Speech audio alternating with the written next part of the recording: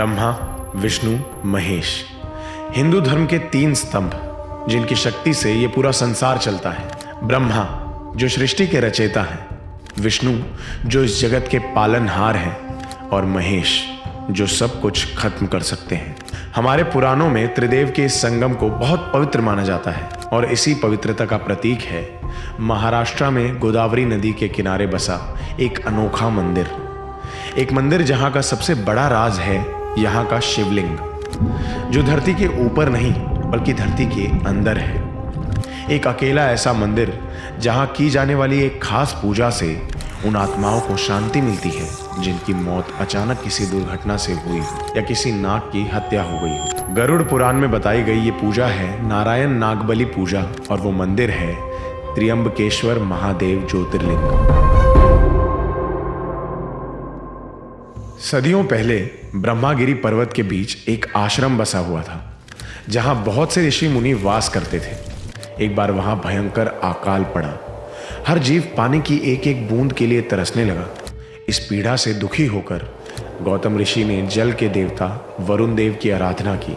उनकी तपस्या से प्रसन्न होकर वरुण देव ने उन्हें एक ऐसा कुंड भेंट किया जिसमें जल कभी खत्म नहीं होता था।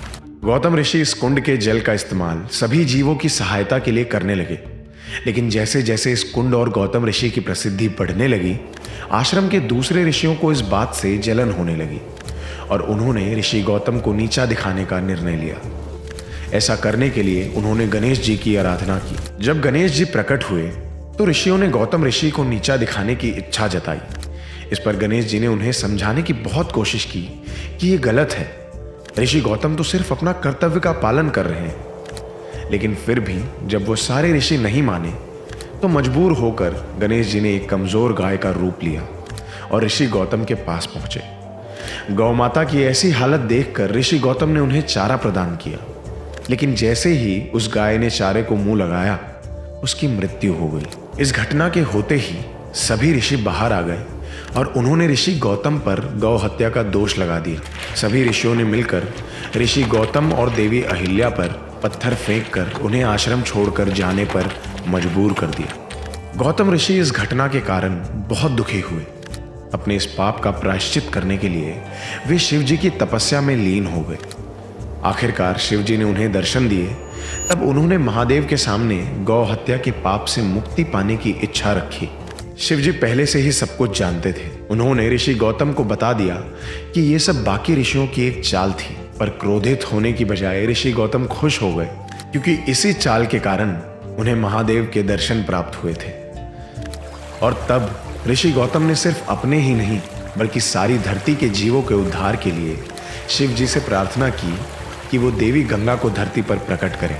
शिव जी की आज्ञा से देवी गंगा प्रकट हुई और गौतम ऋषि को उनके सभी पापों से मुक्त कर दिया, लेकिन धरती पर रुकने से इनकार कर दिया। गंगा जी ने कहा कि उनका वास वही है जहां शिव जी का वास है और इसीलिए गौतम ऋषि ने शिव जी से देवी गंगा के साथ रुकने की प्रार्थना की।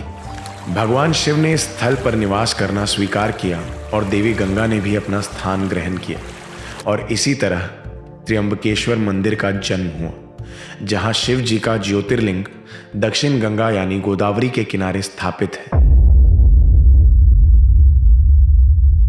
हर साल लाखों भक्त यहां अपने पापों से मुक्ति के लिए आते हैं। 12 ज्योतिर्लिंग में से एक होने के कारण यह मंदिर हिंदू धर्म का एक महत्वपूर्ण तीर्थ स्थान है।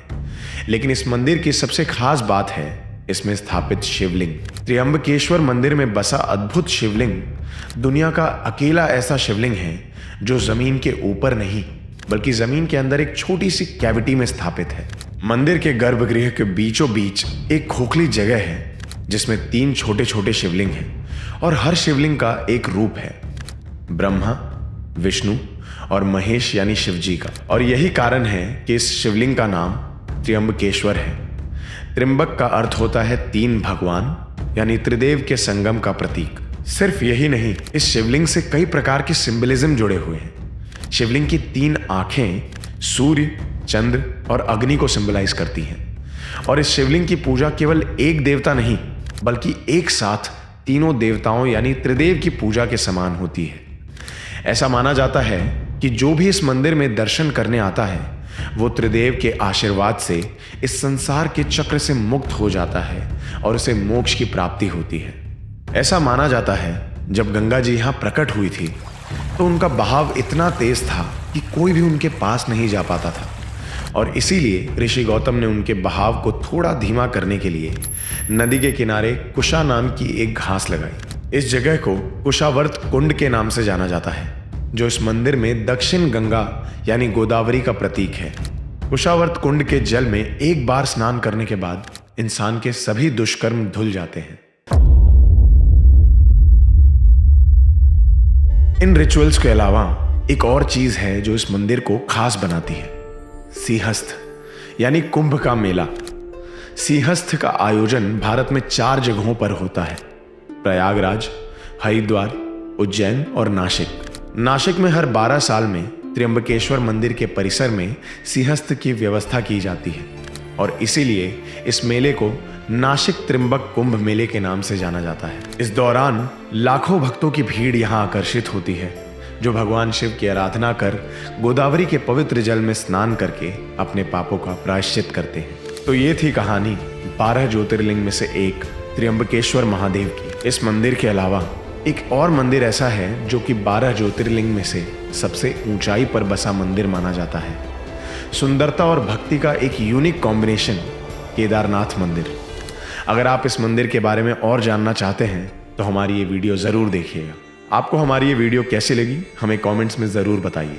वीडियो पसंद आई हो तो लाइक और शेयर करना मत भूलिएगा, और ऐसे ही अनकही, अनसुनी और अनदेखी कहानियों के लिए राज को सब्सक्राइब कीजिए। अगले वीडियो में आपसे मुलाकात होगी।